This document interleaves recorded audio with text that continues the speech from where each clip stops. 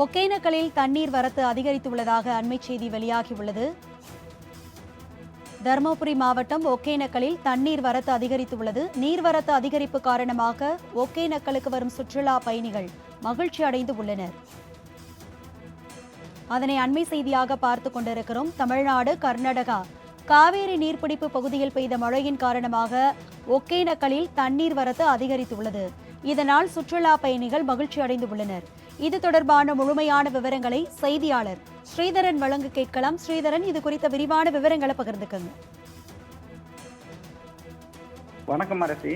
கடந்த 2 மாதங்களாக தமிழகத்தில் வெயிலின் தாக்கம் அதிகரித்த நிலையில் சென்னை வானிலை மையம் வளிமண்டல சுழற்சி காரணமாக தமிழகத்தில் பல்வேறு மாவட்டங்களில் மழை பெய்யும் என அறிவித்திருந்தது. இதில் ஒரு பகுதியான தருமபுரி, சேலம், கிருஷ்ணகிரி ஆகிய பகுதியில் மழை பெய்யும் என அறிவித்திருந்தது. இந்த நிலையில் கர்நாடகா காவிரி நீர்பிடிப்பு பகுதிகளான அன்சட்டி, நாட்ராபாளையம், பிலிகுண்டு ஆகிய பகுதிகளில் 2 நாட்களாக மழை பெய்து வருகிறது.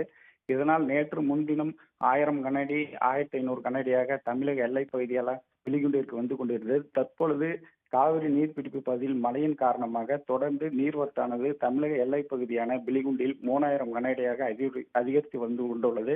இதனால் தமிழகத்தில், அதாவது ஒகேனக்கலில் வரும் சுற்றுலா பயணிகள் தண்ணீர் வரத்து அதிகரித்து வருவதால் மகிழ்ச்சி அடைந்துள்ளனர். இதேபோல் பரிசல் சவாரி செய்யும் தொழிலாளர்கள், சமையல் கலைஞர்கள் மற்றும் லாட்ஜ் உரிமையாளர்கள் சுற்றுலா பயணிகள் வரத்து அதிகரித்து காணப்படுவதால் மகிழ்ச்சி அடைந்து வருகின்றனர். இதேபோல் தண்ணீர் வரத்து அதிகரித்து வருவதால் சுற்றுலா பயணிகள் மற்றும் ஒகேனக்கலில் உள்ள பொதுமக்கள் மகிழ்ச்சி அடைந்து வருகின்றனர்.